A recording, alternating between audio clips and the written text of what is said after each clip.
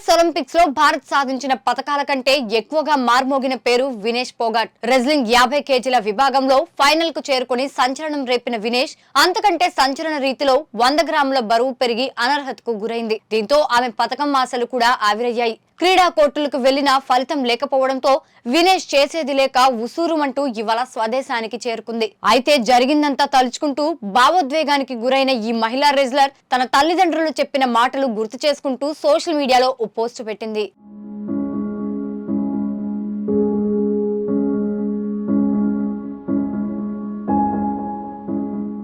Vinesh Phogat X లో పెట్టిన తాజా ట్వీట్ లో బస్ డ్రైవర్ గా పనిచేసే తన తండ్రి తాను రోడ్డుపై బండి నడుపుతుంటే కూతురు గాల్లో విమానంలో ప్రయాణించాలని చెప్పటం తనకింకా గుర్తుందని వెల్లడించింది. అదే తన జీవితాన్ని మార్చిందని వినేష్ పోగాట్ తెలిపింది. కాలం కఠినమైందని, నాన్న మరణించిన కొన్నాళ్లకే అమ్మకు క్యాన్సర్ వచ్చిందని పేర్కొంది. తనకు దక్కాల్సిన దానికోసం ఎందాకైనా పోరాడాలని అమ్మ తనకు నేర్పిందని, అమ్మే తన ధైర్యమని వినేష్ పోగాట్ తన ట్వీట్ లో వివరించింది. దీంతో వినేష్ పోరాటం వెనుక ఆమె తల్లిదండ్రులు నింపిన స్ఫూర్తిని ప్రశంసిస్తున్నారు. వినేష్ కేవలం 100 గ్రాముల బరువు పెరిగిన కారణంతో అనర్హత వేటుకు గురై పతకం కోల్పోయినా నిబ్బరం కోల్పోకుండా ధైర్యంగా ఉంటూ ఇవాళే స్వదేశానికి తిరిగి వచ్చింది.